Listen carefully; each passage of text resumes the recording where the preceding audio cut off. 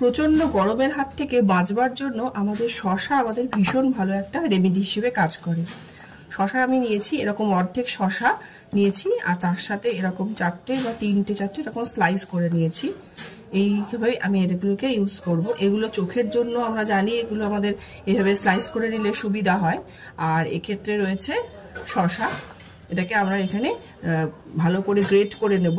Great করে এটাকে আমরা রস বের করে নেব। এই যে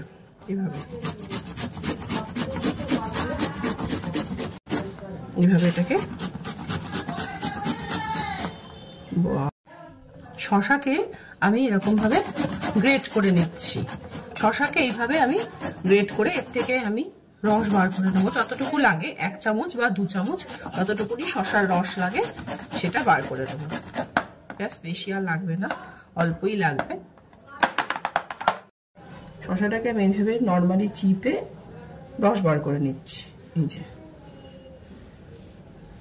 এই শসার রস আমাদের ত্বকে যত রকমের ট্যান আছে সবটাকে পরিষ্কার করতে সাহায্য করে। এর সঙ্গে আমি যেটা মেশাবো সেটা হচ্ছে অ্যালোভেরা জেল। এই যে অ্যালোভেরা জেল, অ্যালোভেরা জেলেরও একটা আমাদের স্কিনের জন্য ওভারঅল একটা হেলথের ওপরে অ্যালোভেরা জেল কাজ করে।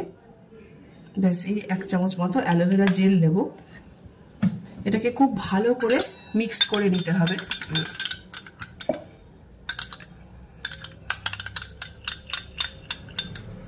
যদি কিছু না থাকে এটাকেও যদি ইউজ করা যায় তাহলেও যে স্কিনের রোদের পোড়াটা বা স্কিনে একটা তাত লেগে যায়, কালো একটা ছোপের মতো যেটা হয়ে যায়, সব কিছু এগুলোতে রিডিউস হয়। আর এটার সঙ্গে আর একটা জিনিস যদি মেশানো যায় সেটা আরো ভালো কাজ দেবে, সেটা আমি দেখাবো। এটা হচ্ছে একটা বাদাম তেল।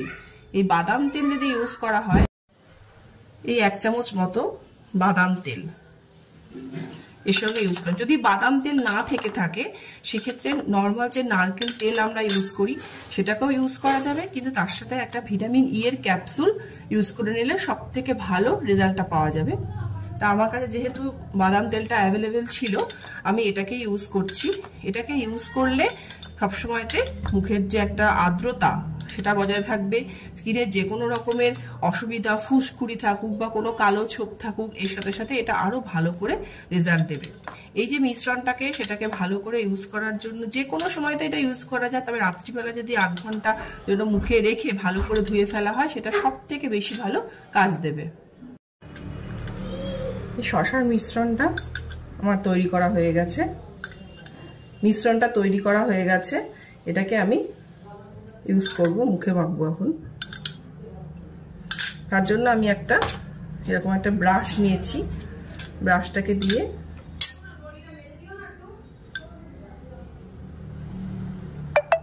এইভাবে দিলে বেশ সুবিধা হয় লাগাতে। কিছু না থাকলে একটা তুলো নিয়ে সেটাকে দিয়েও মুখে লাগানো যেতে পারে, সেটা তো একই রেজাল্ট, এটার কোনো আলাদা কিছু নয়। তবে এটা যদি দিনে বা একবার ইউজ করা যায়, 8 ঘন্টার জন্য রেখে এটাকে ধুয়ে ফেলতে হবে। এরকম ভাবে যদি ইউজ করা যায় এটা সত্যি খুব ভালো একটা রেজাল্ট দেবে। এই গরমকালের জন্য এটা একদম বেস্ট রেমেডি। আর কিছু ইউজ না করলেও চলবে। সপ্তাহে 2 থেকে 3 বার এটাকে অনায়াসে ইউজ করা যায়।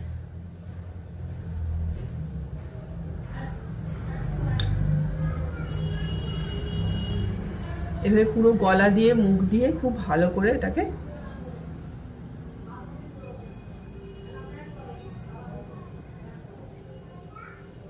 ইউজ করে নিতে হবে। ব্যাস, আমার এটা মোটামুটি ইউজ করা হয়ে গেছে।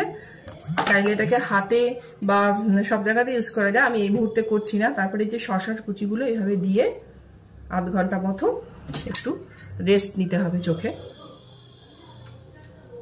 এটা তো আমাদের খুবই সহজ একটা রেসিপি, আমরা সবাই জানি।